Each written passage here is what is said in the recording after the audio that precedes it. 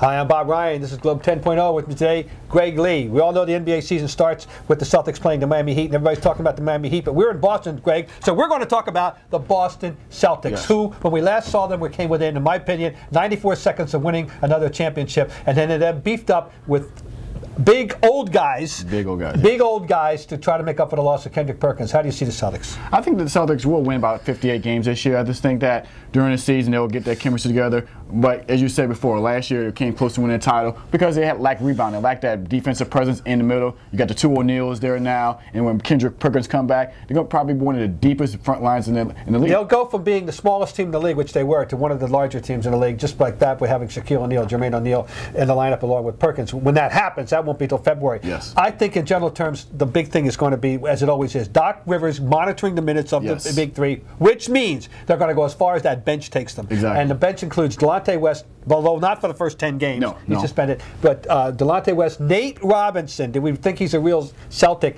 Marquise Daniels and Big Baby. Is that a good enough bench to do the job? I think it's going to be the deepest bench for Doc Rivers. I mean, he could go at least 5 deep on the bench. He could play a whole new 5. It doesn't have to have any of the big 3 on the floor at the same time with the second team. So I think it's a really good opportunity for the Celtics to manage the team. It's interesting as you go individually, the guys that have things to prove. Marquise Daniels, who started off well, then hurt his thumb, never did anything after that. Is he going to be the guy they saw in November and December, the guy that the Pacers really did value? Scored 13 points a game 2 years ago. Nate Robinson, is he going to adjust to being a full-time sub here and be happy with that? Well, I think Nate Robinson, last year came and didn't really know the offense, so he had to run some Nick plays for him. So now he had a training camp for under his belt. I think he's going to be ready. Marquise Daniels is the real key because him and Delonte West, they have to replace Tony Allen. Right, exactly. The defense of Tony Allen. Well, Delonte in general can do a lot more than just defend. He's got a nice, well-rounded game. I think he looked very good during the preseason. One more guy to talk about.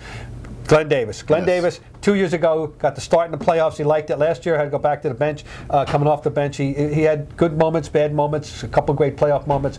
But he's 4 years into it now. He should be old enough to figure it all out.